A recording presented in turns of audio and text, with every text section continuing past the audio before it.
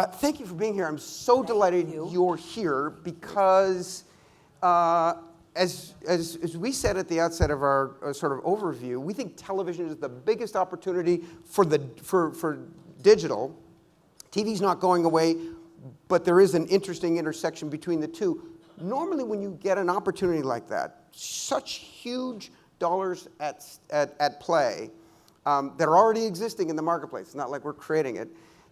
You get this sort of odd situation where incumbents move into defense mode and they try to sort of protect what they already have, and you got the newcomers trying to grab some of that pie.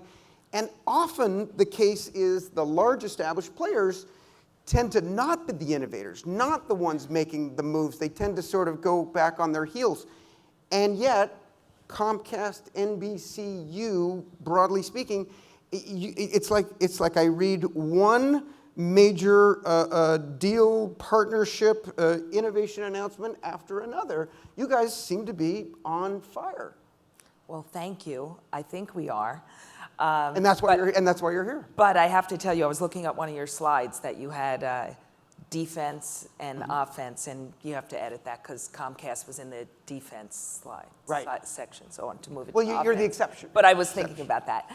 But you're right. I think that a lot of, in any business, any mature or traditional company does get caught in the, hey, we're the big players, we don't necessarily have to pay attention or take notice yet of the smaller guys coming up.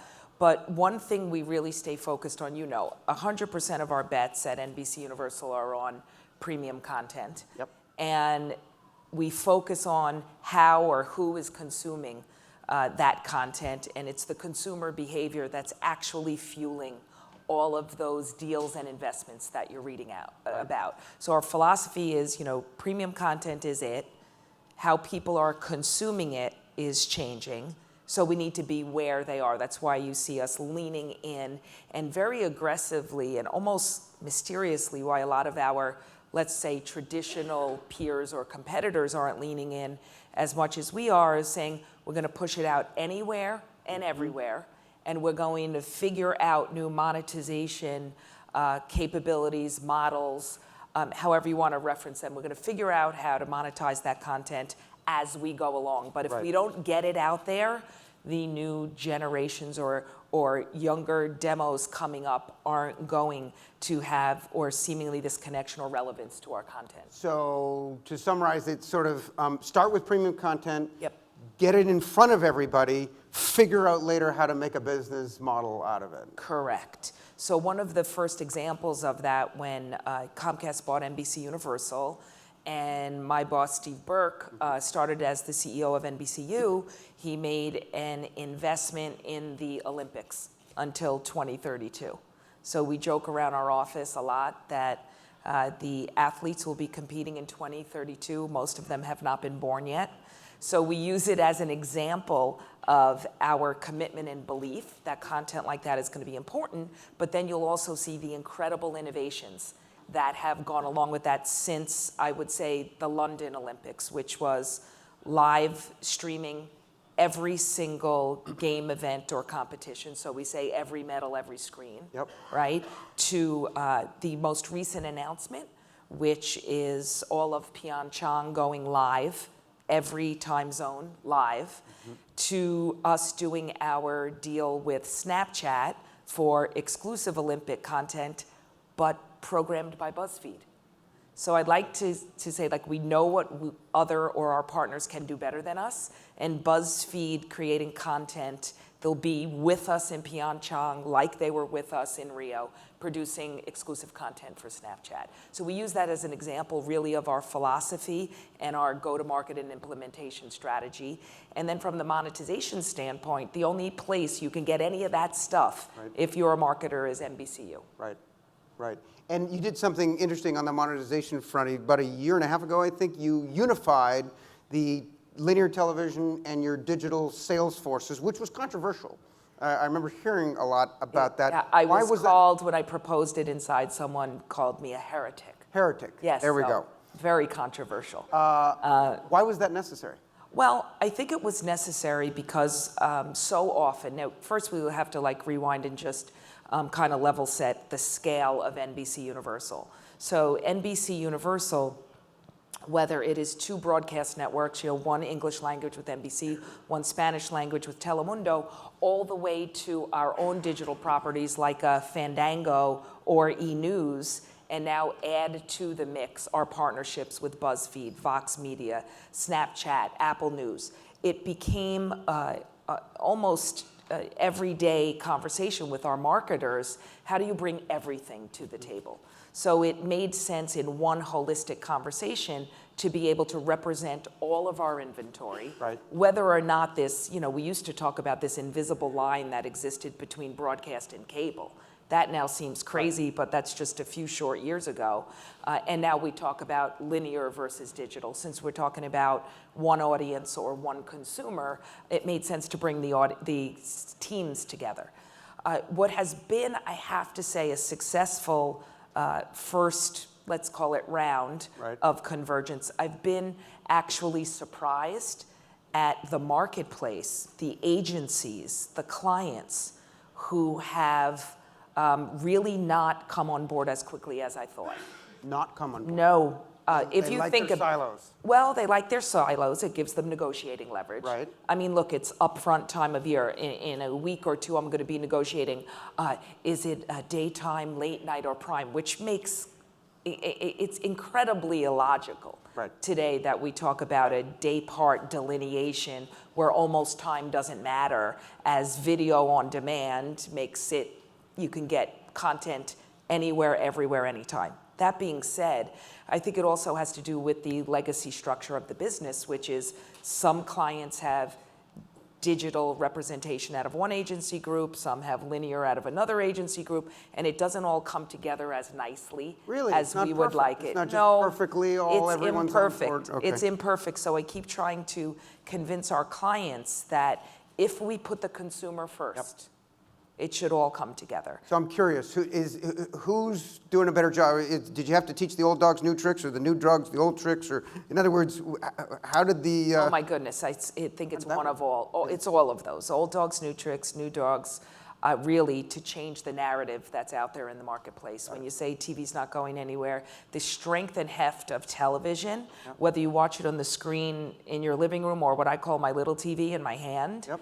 The dominance of that content availability, there really is no equal. The impact, I think the one of the previous speakers was talking about lift.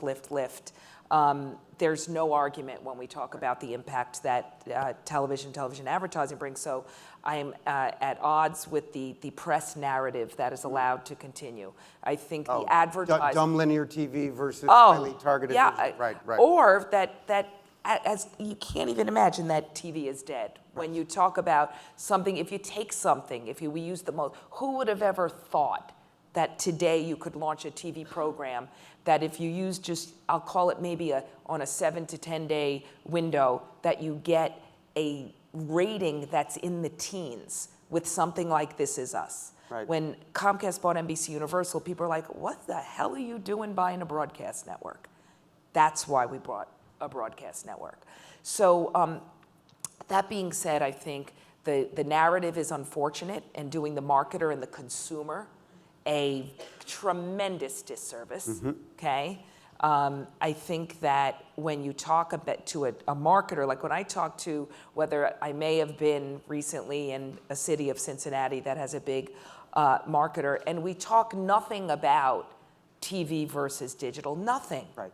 It's all about the media mix and how we can bring all of our assets together, because imagine our ability to capture a real live human being when she wakes up in the morning and checks her Apple News feed, when she goes and starts her day while she's making breakfast with Matt and Savannah, or Mika and Joe, all the way down the end of the line, school pickup with Snapchat right. and E, or at the end of the day wanting to lean back a little bit and laugh to Jimmy Fallon. Yep. So that's what we talk about. How do we kind of put this sounds kind of hostile or another weird reference, a leash on that person and capture them from sunrise to sunset. Yeah. Cross screen, I know that was bad. It's Incentivate- your fault. incentivate them. It was that Incentivate them. video on demand thing you mentioned. yeah. It got my mind in a whole weird place. But to follow that consumer from sunrise to sunset, Yeah. cross any screen in an agnostic way, Yep. but with appropriate format messages. So it's been interesting. We've tracked the evolution of the pitches and the upfronts, and we just made it through the upfront season. You had a very successful Recover over the weekend. You went to a lot of stuff. And it seems to us that over the years, what used to be all about context, all about trotting out the talent and talking about the shows, you still do that because that's the pizzazz. But we're noticing a lot of discussion about audience, about data, about targeting. And you guys have a lot of audience products. You got your Audience Studio, ATP, NBCU, NBCU Plus, Audience Symphony. There's all these. How do you mesh try together? to compete with the mysterious digital acronym, so we. There you go. You just put NBCU, Yeah. whatever. Right, Yeah. exactly. How does it work together to sell audience and data and sell sort of premium context? Well, honestly, the philosophy or the notion of this incredible, unparalleled scale that we have at NBCU and our partners, and making it smart, we really feel is a game changer or almost game over for us. Yep. So imagine if, like I know the Facebook folks were talking about concentrate on outcomes. Now the ability for a content-driven, data-activated, wide-scale marketing program that can be guaranteed on a business outcome is available. Okay, so you take a company like NBCU and its partners, Right. and be able to talk about audience guarantees or audience outcomes, Right. that really is able to have me communicate with all the national marketers and say, I can impact your business, and I can impact your business driven largely by premium content, right? So that is really what is the number one conversations that we've been having every single day, because I sit in the audience and I try to learn, I try to study, but we talk about, whether brand safety is an issue. Yeah. Brand safety should not be an issue. Explaining your way out of brand safety is an excuse. The fact that you have to talk to a marketer about producing an effective commercial or an ad that's in 50% of the screen for 1 second, I have news for you. That cannot be accomplished. Okay? Think about your own behavior, right? Come on. When you're talking about viewability, or you're talking about fraud, or you're talking about sound on or off, or you're talking about all of those things, and you layer in top of the inability to protect a brand's context, those are as a head of sales most of my career, I always tell my teams, don't explain what you're not, embrace who you are. Right. And if you have to spend all this time explaining who you're not and how you can protect against all those things, Right. and say that probably 40% of your spend is being taxed by a variety of people who have to come in and protect and push, there's no argument that premium content and ad-supported premium content works better than anything else. So I'm not sitting there saying it's us versus them, Yep. but I think we have to start focusing on the truth. And it's. So I want to get you mentioned measurement. I want to get your take, because you have famously, or infamously perhaps, pushed back on some of the standard TV measurements, especially when we're sort of still evolving to C3, C7, total TCR, trying to figure out how many people actually watch one of your shows. Why was it necessary to say, hold the phone, Nielsen? We think differently about this. Okay, so I can easily explain why we said hold the phone. We said hold the phone because it wasn't ready, or what we called and said it was incomplete. Okay, so we felt that no data was better than inaccurate data. So how can you use an all-screen measurement if Hulu wasn't going to be in? Okay, how could you use an all-screen measurement if the methodology used to bring in YouTube and Facebook was completely different because of the opaque way they provide data? So in essence, what it was causing was the premium content companies to lower the bar. Right. We don't want the bar to be lowered. We want everybody on an equal playing field, but we have to decide what that playing field is. Right. Okay? Totally. That being said, I think it is probably crazy to be spending so much energy on bettering a C3 or a C7 measurement, which only tells you an approximate amount of people that may have watched your show 3 weeks after they watched it. Right. And what they should be concentrating on is a business outcome. Because I don't know what I can do for Mark Pritchard at Procter, tell him how many people watched This Is Us, if I can't tell him how many people who are interested in buying Pampers or buying Crest made a difference in his campaign. So concentrating on business outcomes is what we're going full steam ahead. We availed $1 billion of inventory to do that because we felt really strongly if the biggest media company in the country can't guarantee our biggest client's business, then that wouldn't incent other people to follow. So we're hoping that that will incent other people to invest in a technology infrastructure that will be able to allow other companies to guarantee outcomes as well.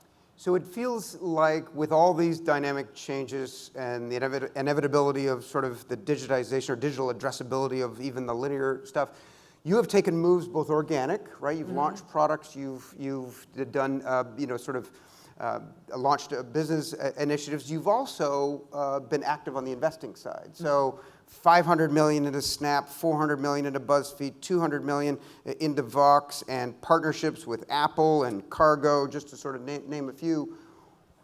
What is your sort of investment strategy? Are you trying to, just buy low and hopefully sell high, so go for financial gain? Are you trying to learn something through these investments? Are they a path potentially to acquisition? How do you think about Well, I think the answer is really yes to all of those things.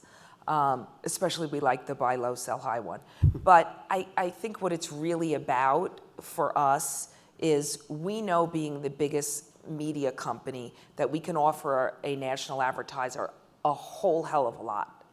But we know we can't offer them everything.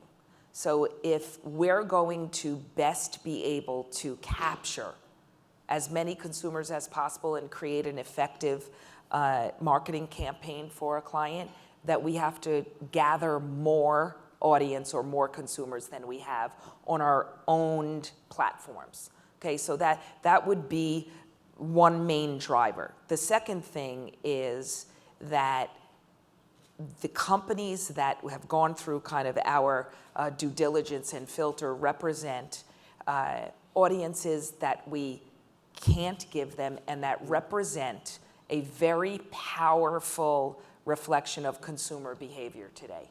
Okay. So what's now and what we believe is what's next, particularly with Snapchat. Okay? Right. So it's an extension. So it's definitely an extension, but it's also a reflection of consumer behavior. Right. So we're just kind of aggregating. Think about us as one giant aggregator of audience that's based in terrific content. So I would say that that's really driving, and we might not get all of them right, but between BuzzFeed, Vox, Apple News, our Snapchat, if you're looking at what we're doing, we're aggregating premium content to be able to then offer that really one holistic buy to a national marketer because we represent so much. And you really can't go to one company, Google and Facebook included, to be able to get the access to inventory that we're able to offer an advertiser. And obviously, particularly this time of year, it's very important. So should we expect more in that regard? Definitely. Definitely. Definitely. Good. That's good news for the room. So I was at the UJA dinner a month ago where you were appropriately honored, and I learned a lot of things about your life in that video. And so it turns out that while Eric Roza is into... I've found some other things. If we can just... I'm kidding. Thank you very much. Thank you. That was excellent. That was excellent.